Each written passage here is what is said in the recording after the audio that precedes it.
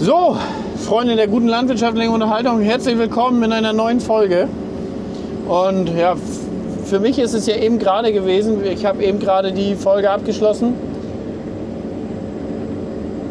und habe mich verabschiedet sozusagen.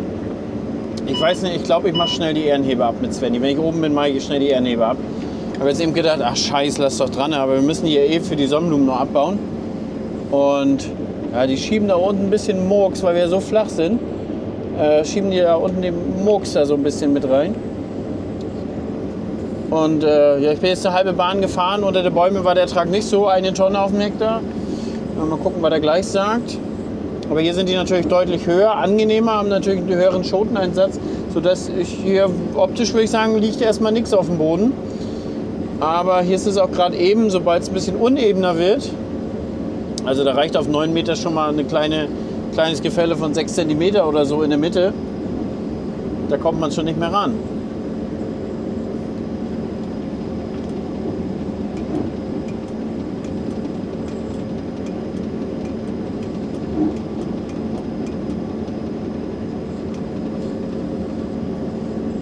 So, dann haben wir gleich das Vorgewende weg.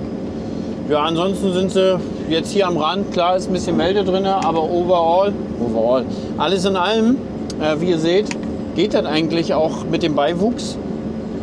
Habe ich das eigentlich relativ in Ordnung hingekriegt. Hatte auch jetzt nicht so einen Druck. Das Ganze ist ja hier in Direktsaat passiert, wurde mit einem Tempo gelegt. Feldaufgang war gut, das sah auch alles gut aus, das ganze Jahr über. Und ja, jetzt im Sommer war es natürlich krass dürreartig, ne? Also wir hatten, auch wenn ganz viele jetzt wieder aufschreien, oh Gott, das war so viel Regen wie noch nie. Nee, bei mir tatsächlich nicht. Ich krieg einfach nicht so viel Regen ab wie viele andere Standorte mit ihren 1000 Millimetern. Das kriege ich einfach nicht zusammen. So, wenn wir jetzt oben sind, 1,8 Tonnen auf dem Hektar sind es hier gerade.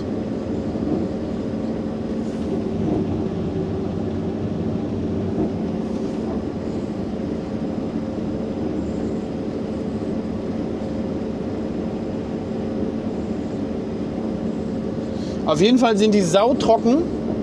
Also wir hatten jetzt hier 5 Tage keinen Regen. Wir hatten auch davor jetzt nicht so viel Regen. Heute Nacht tatsächlich auch Frost schon. Ende September. Wir haben Frost gehabt. Minus 1 oder so, meinte Fanny heute. Ja. Und sautrocken. Also du fährst die an, das knistert, das bricht richtig. Ich war jetzt heute auch hier nicht her eine Probe nehmen. Also ich weiß auch so, dass ich die trocknen muss. Dass die in den Trocknungscontainer müssen. Oh. Gott, da war ich so panisch. Da war ein ganz flacher Stein, Leute. Seht ihr den? Ganz flach. Und der lag so ebenerdig. Und den haben wir uns mit dem Ehrenheber, hätten wir uns den fast reingeschoben. Aber lieber ein bisschen panischer reagieren. Aber der war ebenerdig. Den konntest du nicht sehen beim Steinesammeln. Wahrscheinlich, wenn er noch ein bisschen dreckig ist. So. Genau, hier vorne am Anfang war ein bisschen Melde. Diese Einfahrt, das ist auch immer die ich euch eigentlich die ganze Zeit in der AKF gezeigt habe mit der ganzen Melde. Und habe dann irgendwann eigentlich festgestellt, naja, der Ganze sieht eigentlich viel, viel besser aus. So. Ich gehe mal kurz raus. Wir machen die Ehrenheber ab. Oh, hoffentlich haben wir... Doch, ich habe meinen Werkzeugkoffer hoffentlich mit. Ne, im Häcksler war der nicht. Den habe ich mit. Das werde ich machen. Und dann sehen wir uns gleich wieder. Ich kann euch noch mal kurz zeigen, wie die Sojabohnen jetzt aussehen.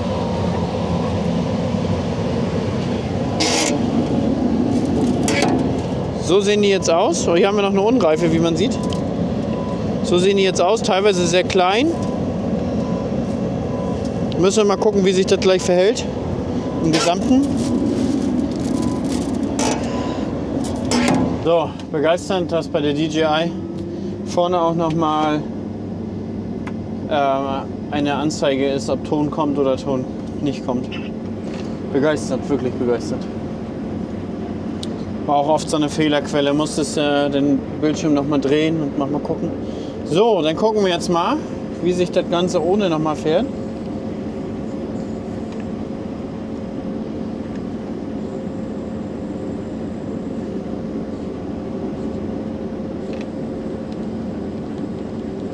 Ja, Haspel können wir ein bisschen langsamer machen, oder?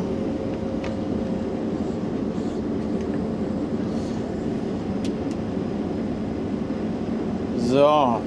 Boah. Würde ich fast sagen, macht sich besser.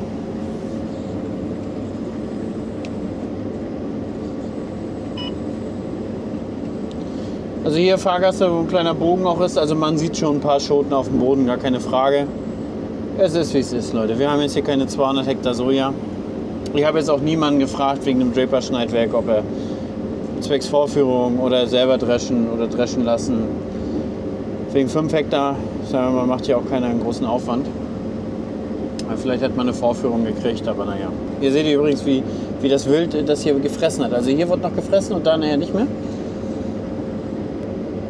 Ja, es trischt hier auf jeden Fall ein bisschen besser ohne Ehrenheber, ne? Holt da nicht so einen Dreck damit hoch. Bin ich gespannt, wie das Öl schmecken wird.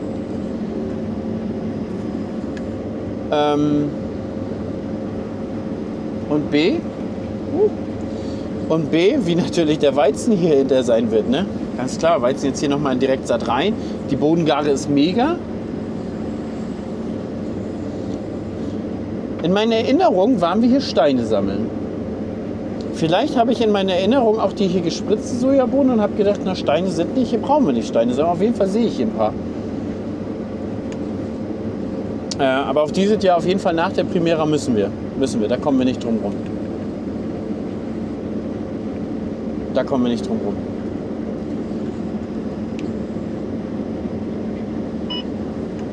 So, ich merke also, wenn ich also wir fahren jetzt 4 km/h, bin ein bisschen schneller gefahren.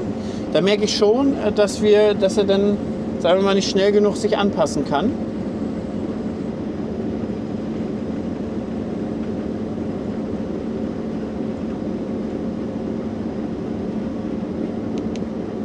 Aber es ist mal was anderes, Sojabohne dreschen, oder? Muss ich euch ehrlich sagen. Oh, sieht schön sauber aus dem Kontakt. Junge.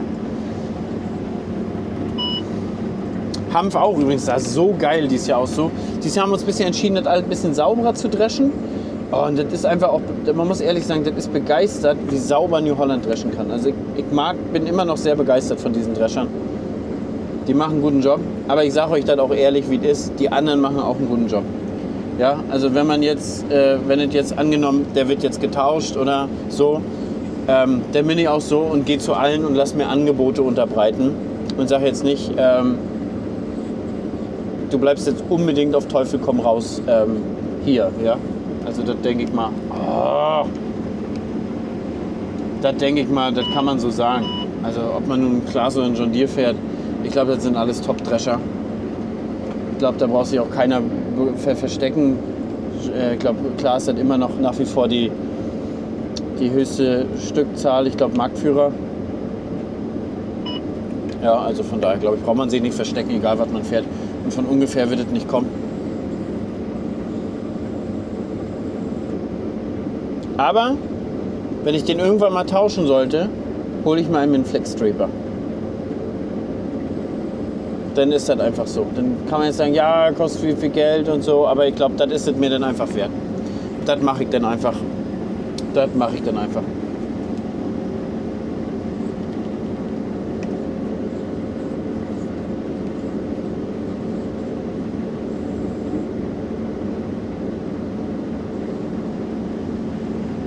Da ist tatsächlich noch ein kleines Nest, wo die noch ein bisschen grün sind. Aber im Gesamten sind sie reif, die rascheln in der Schote, das raschelt alles. Die eine Sorte, die ich euch in der AKF gezeigt habe, die so richtig lang war, Nessie, ich glaube, das war Nessie, die war tatsächlich die am spätesten abgereift ist. Die anderen hätte man wahrscheinlich schon, sag ich mal, vor 3 Wochen dreschen können. Dann hätten wir natürlich die komplette Hitzewelle mitgenommen. Aber ich denke mal, das geht ja so oder so in Trocknungscontainer. Und da sind die Trocknungskosten immer gleich, Leute. Trocknungscontainer sind die Trocknungskosten gleich. So. Ich glaube, wir dreschen jetzt erst wieder ein paar Meter und dann sehen wir mal, wie es hier weitergeht. Und dann hole ich euch gleich dazu.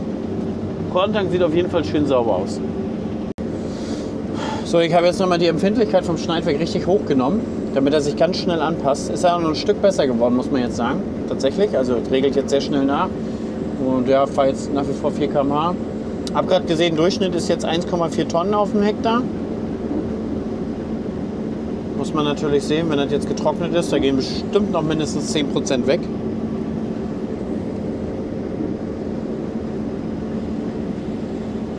Ja, also ich fahre jetzt zweite Runde immer noch, gerade einmal abgebunkert. Verrückterweise, obwohl die, ja, ich sag mal, das staubt sogar hier unten raus, trotzdem steht das leicht im Korntank. Also rutscht so blockweise. Gut, die Sojabohnen sind jetzt auch nicht perfekt rund.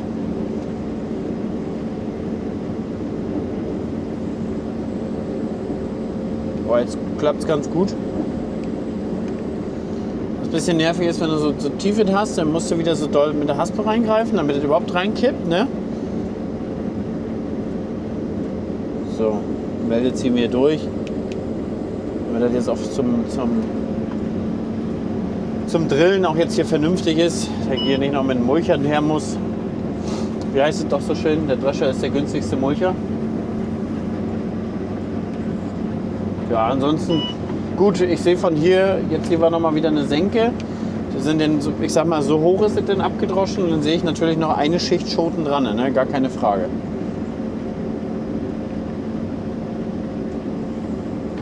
So.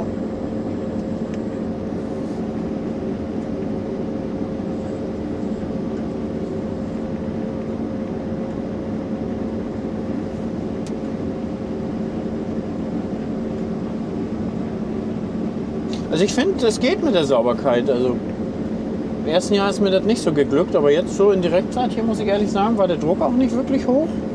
Ist eigentlich schön sauber geblieben. So, ich fahre jetzt hier die erste Bahn hoch. Naja, ich schleiche mir hier schön ein zurecht, Leute, das kann ich euch sagen. Aber das ist hier jede kleine Bodenwelle und das schiebt sofort auf. Und dann passt sich das auch einfach nicht mehr gut an, das alles hier. Wir sind hier 2,4 Tonnen, 2,5 Tonnen auf dem Hektar. Ja, war ich wahrscheinlich zu optimistisch mit den 4 Tonnen, die man mal sehen will. Aber die standen auch eigentlich gut.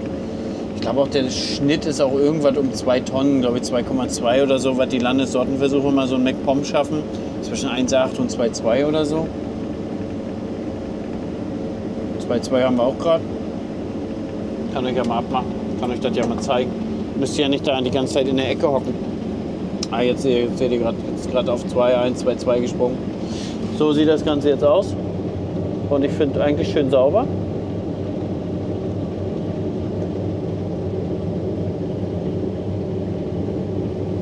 Ist natürlich auch schwer, ne? Ist gar nicht viel Masse. Ich zeige das nochmal da. Jetzt sind 2,3 Tonnen. Also ich erzähle hier keinen Blödsinn. Und wir sind jetzt durchschnittlich bei 1,5. Geht jetzt natürlich nach oben. Und wir haben jetzt hier, wenn ihr jetzt seht, es sieht nach einer schönen Rasur aus eigentlich. Ich werde jetzt auch gleich nochmal oder nachher nochmal für euch rausgehen. Gucken wir uns das draußen nochmal an. Ich lasse vielleicht 3 Pflanzen stehen. Dass wir uns die nochmal angucken. Ja, wie gesagt, ich bin eigentlich auch zufrieden. Das ist die Sorte, die später abgereift ist. Ich bin der Meinung, das war Nessie hier, diese hohe. Und die hat auch eigentlich einen schön hohen Schotenansatz. Leider Gottes als letztes abgereift. Ich denke, auf unseren Standorten, und hätten wir dieses Jahr nicht so einen heißen Sommer und September gehabt, dann wären wir wahrscheinlich auch erst im Oktober am Dreschen. Also ich sag mal, die hier Sojabohnen anbauen, die sind meistens noch erst im Oktober damit dran. Ne? Von daher, weiß ich nicht, Leute, was man machen soll. Die anderen, die kleineren Pflanzen, waren auch nicht schlecht. Also im Gesamten waren alle 4 Sorten, die ich hier hatte, waren eigentlich gut. Aber ihr seht, die hohe selber, die hat Schoten bis oben hin, alle haben Schoten bis oben hin. Wir gehen gleich mal raus, Leute. Wir gucken uns das gleich nochmal von draußen an. So viel Zeit muss sein. Dann hat Svenny halt heute mal 10 Minuten später Feierabend. Naja, sonst passe ich eigentlich mal auf, dass ich die mit meinem Film nicht aufhalte. Aber ich habe euch die letzten Wochen so wenig mitgenommen und jetzt hier bei der Sojabohne ist ja doch ein relativ spannendes Thema. So, ich hole gleich nochmal dazu, werde jetzt nochmal schnell ein Reel drehen. Und dann sehen wir weiter. Naja, ich werde mal noch abtanken schnell. Ich habe jetzt immer so bei 2 Tonnen oder so ungefähr, würde ich sagen, abgetankt. Svenny steht eh da. Kann man das auch ein bisschen kombinieren. Übrigens muss ich euch sagen, seitdem der NIR-Sensor nicht mehr drin ist, ist das GPS wieder deutlich schneller.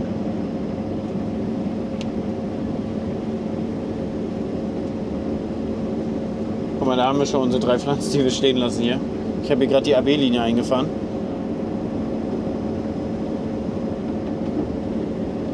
So.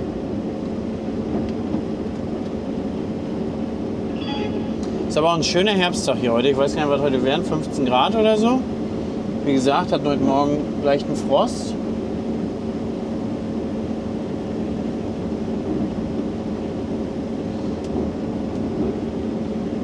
Ah, da schiebt's auf.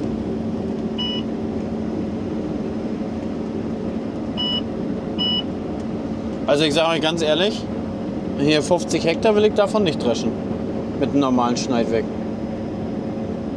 Da habe ich dann auch keine Lust.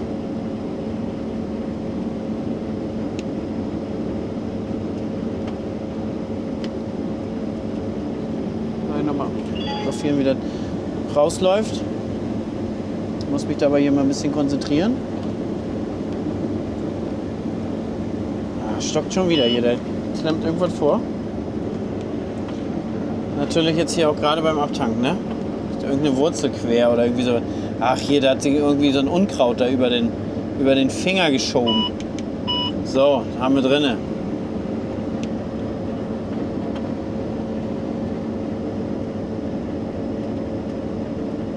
Wahrscheinlich hat sich das deswegen auch aufgeschoben. Ah, nee, läuft ein bisschen zu tief da. So, das ist das, was ich meine. Oh, jetzt schiebt das da auf. Junge!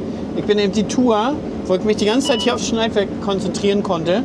War wunderbar, aber jetzt hier mit Film und Abtanken, alles gleichzeitig, ist doch ein Mühe zu viel.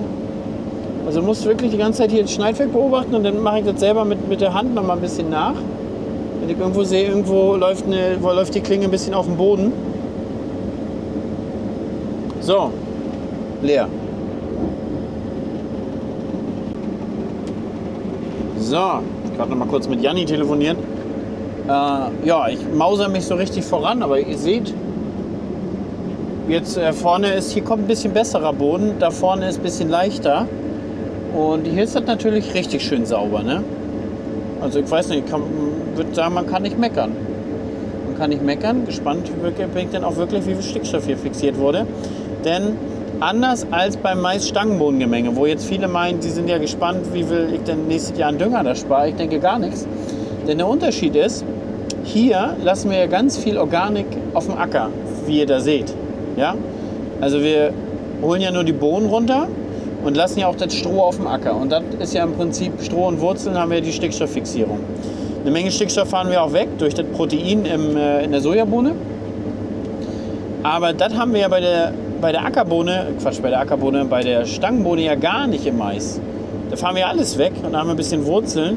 Ja, vielleicht macht es 5 oder 10 N aus. Ich würde aber sagen, nicht mehr. Und die Stangenbohne war eh nicht sehr ausgeprägt.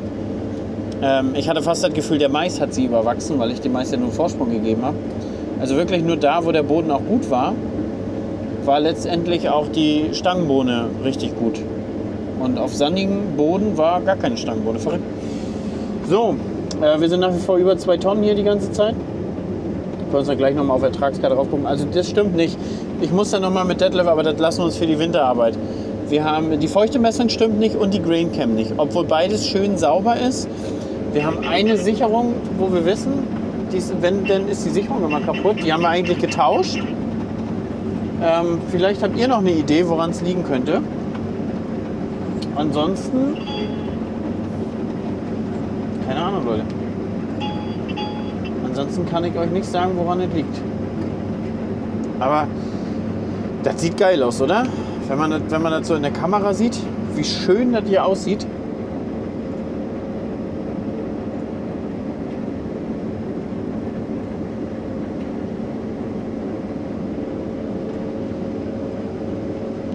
Ich hoffe, wir kriegen die gut trocken im Container, dass sie nicht zu fest im Container liegt. Ich meine, allzu viel wird es jetzt nicht. Ich denke mal, das sind 10 Tonnen und schwer ist es auch noch. Das ist dann unten im Container vielleicht eine Schicht von, ich sag mal, 50 cm. Da kommt 70 Grad warme Luft, das müsste eigentlich gut klappen.